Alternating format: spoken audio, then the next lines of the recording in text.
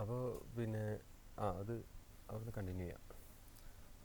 അവിടെ പ്രോഗ്രാം പിന്നെ അവതരിപ്പിച്ചു ടാഗോറിൽ വളരെ ഗംഭീരമായി. അതിനുശേഷം പിന്നീട് ഞാൻ മൂപ്പറെ കണ്ടിട്ടില്ല അതിനുശേഷം. ശരി. പക്ഷേ മൂപ്പറുടെ പിന്നെ റേഡിയോയിൽ കൂടിയിട്ട് മൂപ്പറുടെ പാട്ടുകൾ ഇങ്ങനെ കേൾക്കാറുണ്ട്. പക്ഷെ അതിലൊന്നും വളരെയധികം പിന്നെ ആത്മാർത്ഥമായിട്ട് സ്നേഹിക്കപ്പെടുന്ന ഒരു സംഗതി തന്നെയാണ് കേരളത്തിനെ സംബന്ധിച്ചിടത്തോളം. പക്ഷേ ഒരു അഭിപ്രായം കേരളത്തിന് പിന്നെ ഇതിന് മുമ്പിലേ തന്നെ മരിക്കുന്നതിനും എത്രയോ വർഷം മുമ്പിലേ മൂപ്പറൊക്കെ അംഗീകരിക്കേണ്ടതായിരുന്നു. അതെ, ഈ പിന്നെ സോപാന പോലുള്ള കേരളീയ സംഗീത അല്ലെങ്കിൽ കേരളീയ എന്ത് കലാരൂപങ്ങളായാലും ഇത് ഉപാസിക്കുന്ന ആളുകൾക്ക് പൊതുവെ ഒരു അംഗീകാരം കിട്ടാത്ത അവസ്ഥ കേരളത്തിലുണ്ടോ? ഉണ്ട് തന്നെ പറയാം. അത് ഒരു ഉദാഹരണം പിന്നെ പല ആൾക്കാരുണ്ട് ഞങ്ങളുടെ ഇങ്ങോട്ടേക്ക് വടക്കേ മലബാറിൽ കടന്നു കഴിഞ്ഞാൽ ശരിക്കും പറഞ്ഞാൽ എല്ലാം അറിയപ്പെടുന്നവരേ ഉള്ളൂ. സോപാന സംഗീതം അറിയാം, അഷ്ടപതി അറിയാം, മറ്റുള്ള നാടൻ കലകൾ മുഴുവനും അറിയപ്പെടുന്ന ആൾക്കാരുണ്ട്. പക്ഷെ അവർക്കൊന്നും ഒരു അംഗീകാരങ്ങളൊന്നും ഇല്ല. കാരണം പ്രോത്സാഹിപ്പിക്കാൻ ഉള്ള മനസ്ഥിതിയുള്ള ആൾക്കാർ വളരെ ദുർലഭമാണ്. സർക്കാരും അംഗീകരിക്കില്ല, ജനങ്ങളും അംഗീകരിക്കില്ല. പ്രോത്സാഹനം ഉണ്ടെങ്കിൽ സർക്കാരിന് അംഗീകാരം കൊടുക്കാൻ പറ്റുള്ളൂ. അങ്ങനെ അപ്പോൾ നമ്മൾ ഒരു വടക്കേ മലബാറിലെ സോപാന സംഗീത ആലാപന രീതിക്ക് എന്തെങ്കിലും പ്രത്യേകതകളായിട്ട് തോന്നിയിട്ടുണ്ടോ? ഇല്ല, സോപാന സംഗീതത്തിൻ്റെ ആലാപനത്തിന് ഒരു ഇത് വരില്ല. കാരണം എന്ന് വെച്ചാൽ അതിൽ ചിലതൊക്കെ ചിട്ടപ്പെടുത്തി വെച്ച ചില ധ്യാനികളുണ്ട്. ചിട്ടപ്പെടുത്തി വെച്ചതാണ്. അതിൻ്റെ ആ ഇതിലേക്കൂടെ തന്നെ പാടിയിട്ട് പോകാൻ പറ്റുള്ളൂ. ഒരു പാടി രാഗത്തിൻ്റെ ഇതാണെങ്കിൽ ആ പാടി തന്നെ അത് രാഗം. പക്ഷേ അതിൽ പിന്നെ നമുക്ക് മനോധർമ്മങ്ങൾ ചേർക്കാം. കാരണം അത് അത്തരം സാധ്യത ഇപ്പോൾ എല്ലാവർക്കും ഉണ്ടാവും. ആ മനോധർമ്മങ്ങൾ കൊടുത്തിട്ട് അത് ജനങ്ങളുടെ ഇടയിലേക്ക് കൊടുക്കുന്നതാണ് കുറേ കൂടി ഭംഗി. അല്ലാതെ കണ്ട് ഇങ്ങനെയും ഒരു പിന്നെ പാട്ട് പാടിയാൽ ഇവിടെ രാഗത്തെക്കാൾ കൂടുതൽ ഭാവത്തിനാണ് പ്രാധാന്യം. രണ്ടിനും ഭാവത്തിനും രാഗത്തിനും പ്രാധാന്യമുണ്ട്. ഒരു രാഗത്തിൻ്റെ അതേ ഭാവം തന്നെ അതിൽ വരുത്തണം. ശരി. ഈ പയ്യന്നൂരിലൊക്കെ നിങ്ങൾ ഇങ്ങനെ കുട്ടിപ്പാടി സേവ നടത്തുമ്പോൾ അതിൻ്റെ ഒരു ആചാര രീതി, അതിൻ്റെ ഒരു ക്രമം അതെങ്ങനെയാണ്? പയ്യന്നൂരിൽ സംബന്ധിച്ചിടത്തോളം അത് പിന്നെ ക്ഷേത്രങ്ങളിൽ വ്യത്യാസങ്ങളുണ്ട്. അതെ. ഇപ്പം ഈ പിന്നെ കുട്ടിപ്പാട് സേവ ഇങ്ങനെ പൂജാ സമയങ്ങളിൽ ഇടക്ക വായിക്കുന്നത് അത് ഇപ്പം നമ്മുടെ കണ്ണൂർ ജില്ലയിൽ ഞാൻ കാണുന്നത് ഒരൊറ്റ സ്ഥലത്ത് മാത്രമേ ഉള്ളൂ. പയ്യന്നൂരും സുബ്രഹ്മണ്യ സ്വാമി ക്ഷേത്രത്തിൽ മാത്രമേ ഉള്ളൂ. ബാക്കി എല്ലാ ക്ഷേത്രങ്ങളിലും ഉണ്ടായിട്ടുണ്ട്, അതിൻ്റെ തെളിവുകളും ഉണ്ട്. പക്ഷെ അവിടെ ഒന്നും ഇത് ഉപയോഗിക്കുന്നില്ല, നിലനിൽക്കുന്നില്ല, അതൊന്നും ഇല്ല. പയ്യന്നൂർ ക്ഷേത്രത്തിലല്ല. പയ്യന്നൂർ ക്ഷേത്രത്തിൽ പിന്നെ രാവിലെ ഉഷപൂജയ്ക്ക് ഇടക്ക കൂട്ടണം, പിന്നെ പന്തിരടി പൂജയ്ക്ക് ഇടക്ക കൂട്ടിയിട്ട് പാട്ട് പാടണം. അതേപോലെ സന്ധ്യക്ക് അവിടെ കുട്ടിപ്പാട് സേവ സോപാനത്തിൻ്റെ അടുത്തുണ്ട്. ഈ വിഷയങ്ങൾ അത് ഈ അന്ന് മുതൽ തുടങ്ങിയ ആ കാര്യം ഇതുവരെ.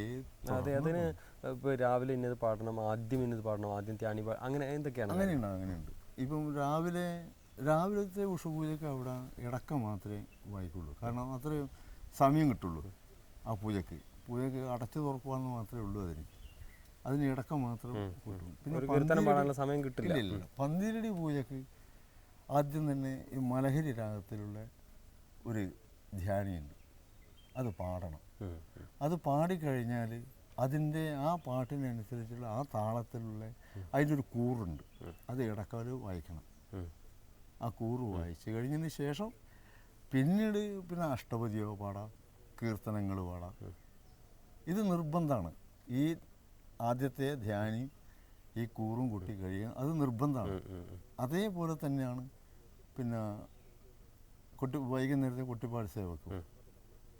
അതിൽ പിന്നെ കുട്ടിപ്പാട് സേവക്ക് പിന്നെ പാടുന്നുണ്ട്. അത് നാട്ടരാഗത്തിൽ ആദ്യം നാട്ടരാഗത്തിലുള്ള ഒരു ഇതുണ്ട്, ധ്യാനിയുണ്ട്.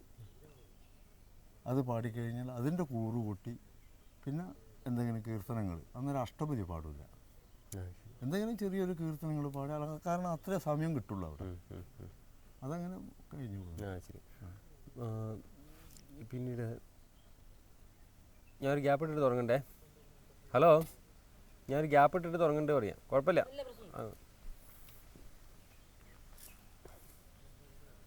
എന്തുകൊണ്ടായിരിക്കും ഈ സോപാന സംഗീതം എന്നുള്ളൊരു ഏർപ്പാട്, ഒരു ആചാരം അല്ലെങ്കിൽ ഒരു അനുഷ്ഠാനം തുടങ്ങിയിട്ടുണ്ടാവുക? എന്തായിരിക്കും അതിൻ്റെ ലക്ഷ്യം?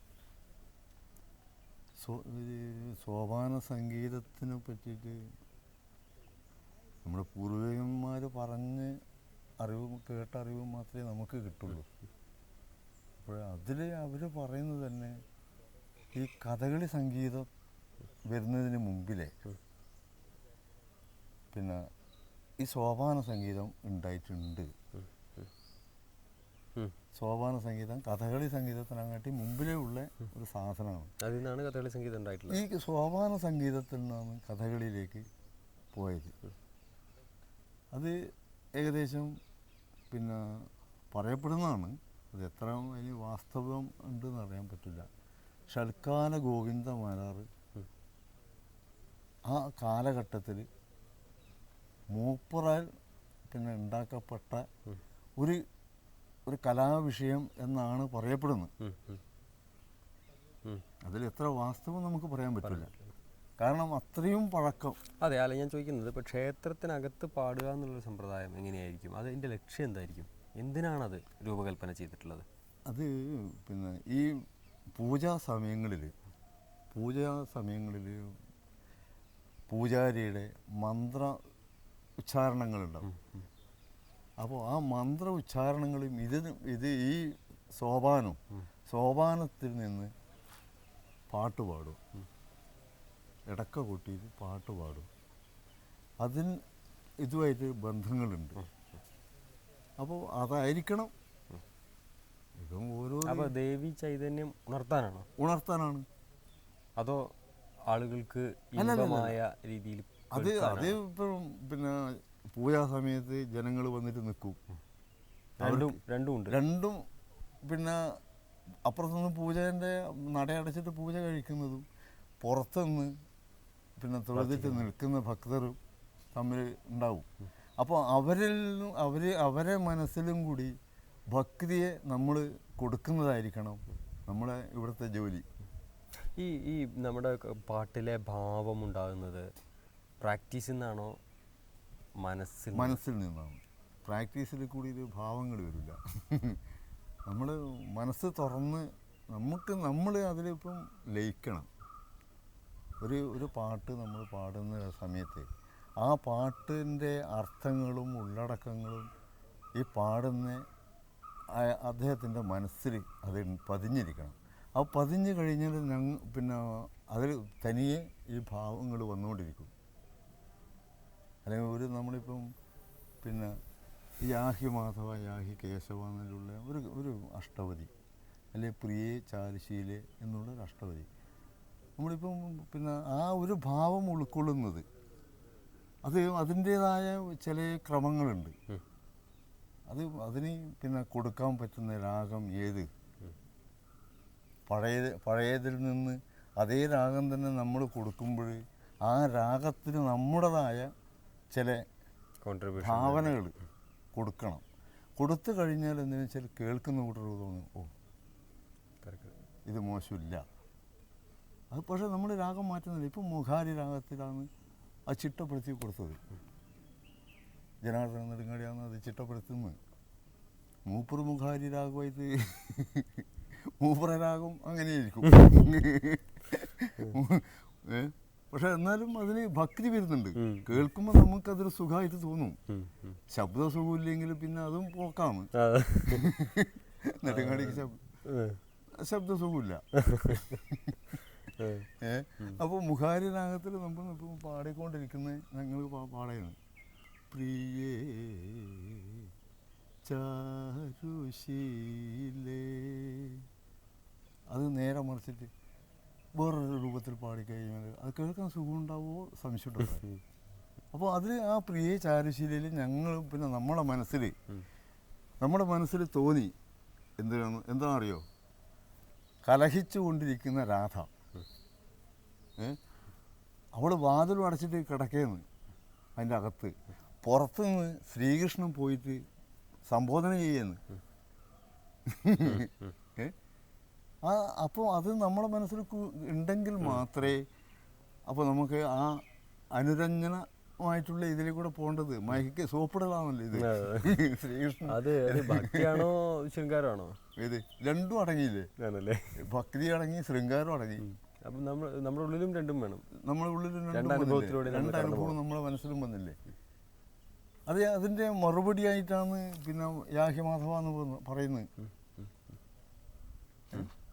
ഇതിൻ്റെ ആ രാഗങ്ങളെല്ലാം കൂടി വന്നിട്ട് അതിൻ്റെ മറുപടി രാധ പറയുന്നു, കൃഷ്ണനോട് പറയുന്നു, യാഹി മാധവ യാഹി കേശവ, നീ പോട്, നീ എന്നെ ബുദ്ധിമുട്ടിക്കണ്ട, നീ പോയിട്ട് വേറെ എത്ര ആൾക്കാരുണ്ട് അവരോടുള്ള പേര് ഇതാക്കിയാൽ മതി. അത് പറയുന്നില്ലേ?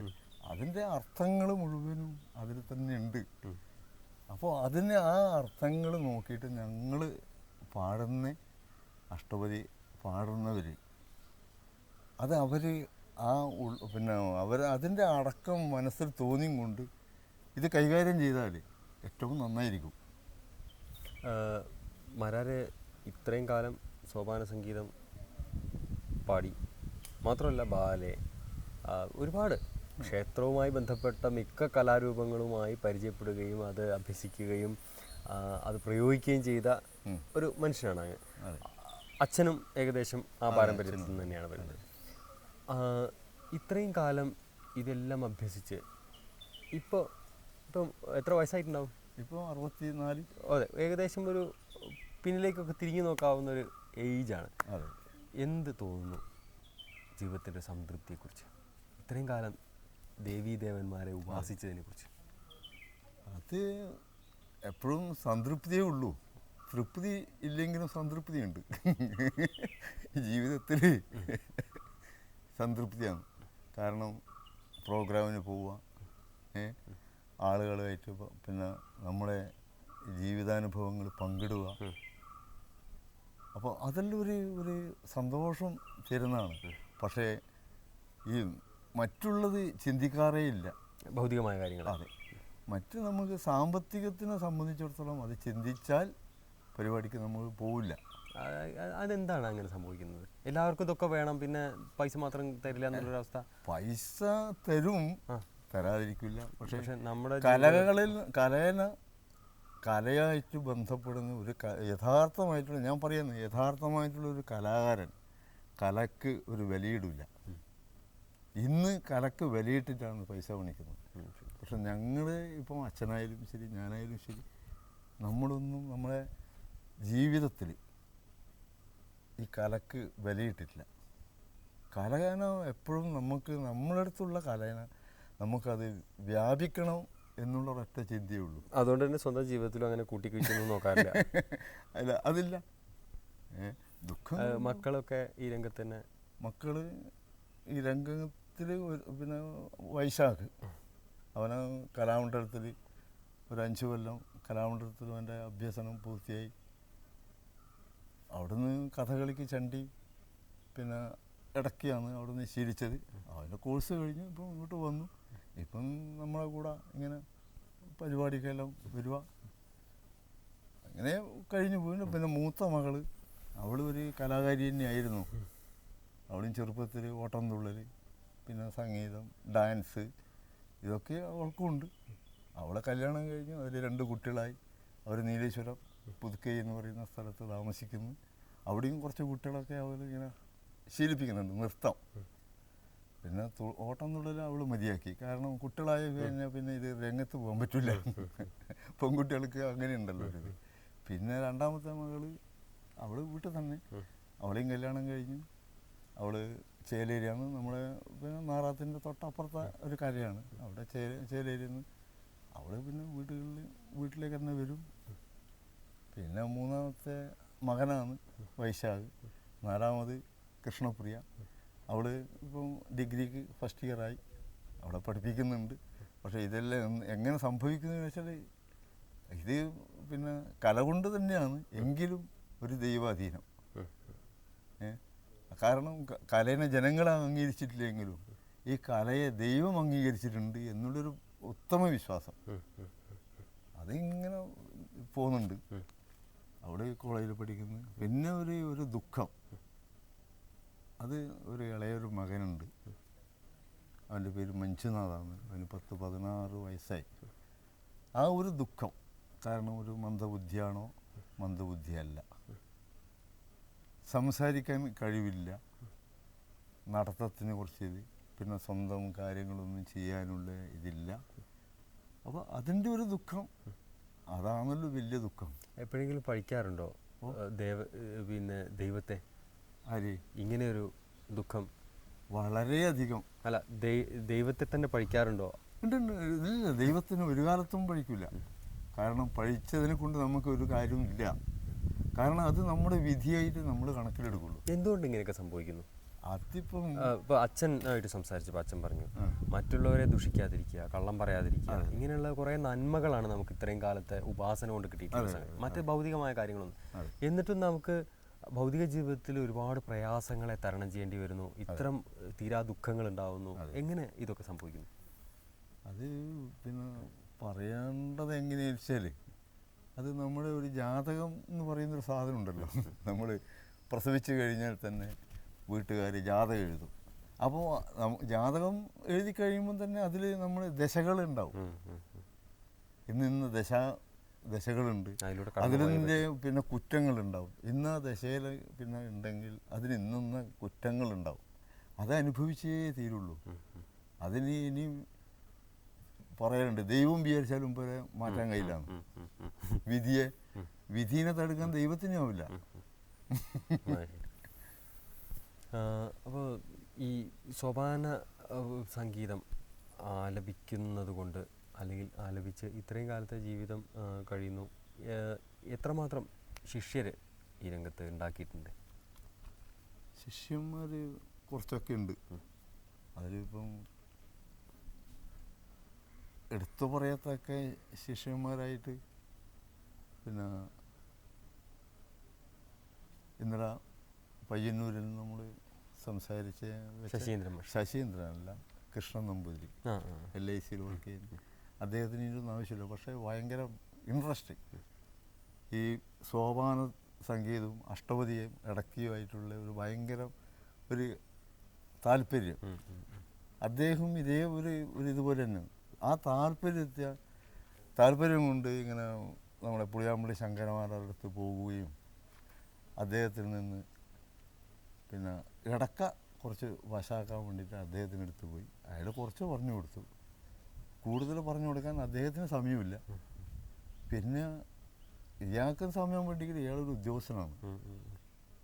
അപ്പോൾ ഇയാളുടെ സമയത്തിൽ ഇയാൾക്ക് പോകാൻ പറ്റുള്ളൂ, അയാളുടെ സമയത്ത് അദ്ദേഹത്തിന് വരാൻ പറ്റുള്ളൂ. അപ്പോൾ രണ്ടും കൂടെ ആളാണ് വഴിക്ക് നിന്നു. അദ്ദേഹം പിന്നെ കൃഷ്ണൻപൂര് പറഞ്ഞു ശങ്കരേട്ടനോട്, എന്നാൽ പിന്നെ എനിക്ക് കുറച്ച് അഷ്ടപതി പഠിക്കണം. ശങ്കരേട്ടൻ പറഞ്ഞു, ഞാൻ വിചാരിച്ചാൽ നിങ്ങളെ അഷ്ടപതി പഠിപ്പിക്കാനാവില്ല, ഒന്നിക്കൊരു താളം വേണം. ഇതൊന്നും ഇല്ലാതെ കണ്ട് എനിക്ക് പഠിപ്പിക്കാൻ വിഷമമുണ്ട്. ഒരു കാര്യം ചെയ്തോ, നാറാത്ത് പോവുക, പിന്നെ മണീനെ കാണുക, സംസാരിക്കുക. എന്നിട്ട് അങ്ങനെ എൻ്റെ അടുത്തേക്ക് വന്നു ഇവിടെ അയാൾ വന്നിട്ട് ഞാൻ പറഞ്ഞു പഠിപ്പിക്കാം, നിങ്ങൾക്ക് താല്പര്യം ഉണ്ടെങ്കിൽ ഞാൻ പഠിപ്പിക്കാം. മൂപ്പറടുത്ത് അങ്ങോട്ട് പോകും. ആഴ്ചയിൽ ഒരു ദിവസം ഞാൻ അവിടെ പോകും. അവിടെ പോയിട്ട് ഇയാൾ അന്നേരം തന്നെ പിന്നെ കേസറ്റ് എടുക്കും, ഞാൻ പാടിക്കൊടുക്കും, ഇയാളും പാടും. അങ്ങനെ ഇപ്പം അദ്ദേഹം 24 അഷ്ടപതിയും അയാൾക്ക് മനപ്പാടാണ്. ഇപ്പോൾ പുറത്തെ പരിപാടിയൊക്കെ ചെയ്യുന്നുണ്ട്? ഇല്ല, അങ്ങനെയൊന്നും പോവില്ല.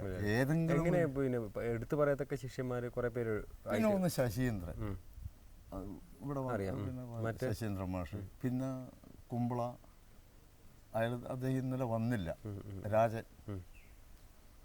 പിന്നെ കുട്ടികളാണ്. കുട്ടികളെല്ലാം പഠിച്ചാൽ അവരെല്ലാം പിന്നെ സമയത്ത് വരും, പഠിക്കും.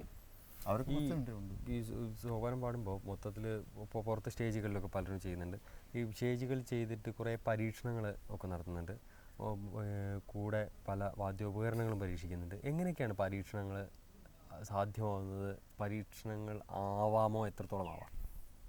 ഒരു സോപാന സംഗീതത്തിന് സ്റ്റേജിൽ പ്രസക്തിയില്ല എന്ന് പറയണം. കാരണം സോപാനത്തിൽ സോപാനം എന്ന് പറയുന്നതിൻ്റെ അർത്ഥം അതാണല്ലോ. ക്ഷേത്രത്തിനാണല്ലോ സോപാനം ഉണ്ടാവുള്ളൂ. ഒരു വേദിയിൽ പാടുമെന്ന് പറയുമ്പോൾ അത് സ്റ്റേജായി, പുറത്തായി. പിന്നെ പിന്നെ പറയാന്ന് വെച്ചാൽ ഈ നമ്മളെ ഉത്സവം എഴുന്നള്ളിക്കുക. ഉത്സവം എഴുന്നള്ളിച്ച് കഴിഞ്ഞാൽ ആദ്യമായിട്ട് തുടങ്ങുന്ന കൊട്ടിപ്പാടി സേവ. എന്നാൽ പിന്നെ അതിന് സോപാന സംഗീതം ഒന്നും എന്തുകൊണ്ട് പറഞ്ഞിട്ടില്ല? അത് വേറെ ആയിപ്പോയില്ലേ?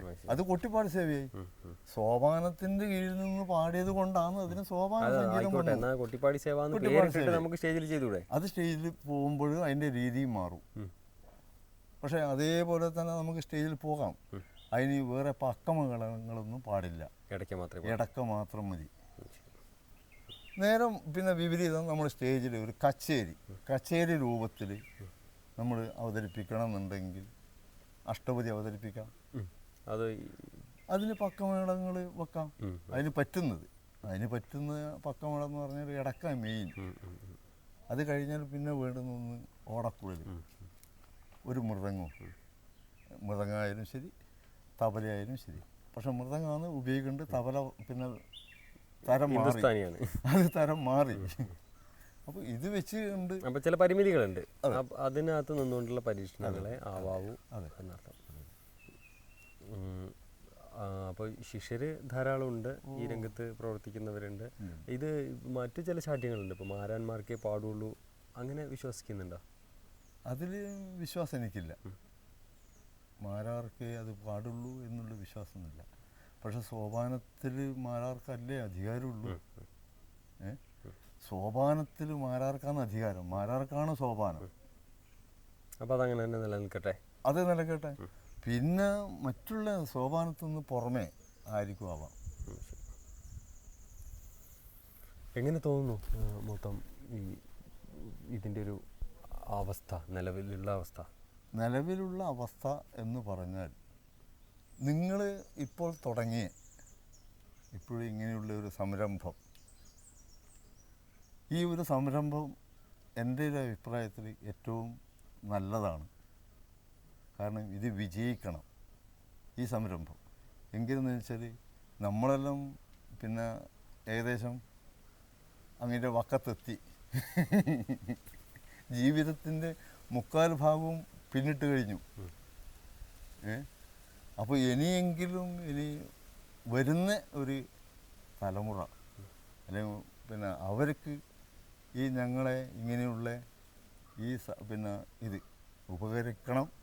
ആ ഉപകരിക്കപ്പെടാൻ വേണ്ടിയിട്ട് നിങ്ങൾ ചെയ്യുന്ന ഇങ്ങനെയുള്ള ഏർപ്പാടുകൾ ഏറ്റവും ഭംഗിയാണ്. വളരെ നന്ദി ഞങ്ങളോട് സഹകരിച്ചതിന്, ഇത്രയും പാട്ടുകൾ പാടിയതിനും ഒപ്പം ഈ അനുഭവങ്ങൾ പങ്കുവച്ചതിനും.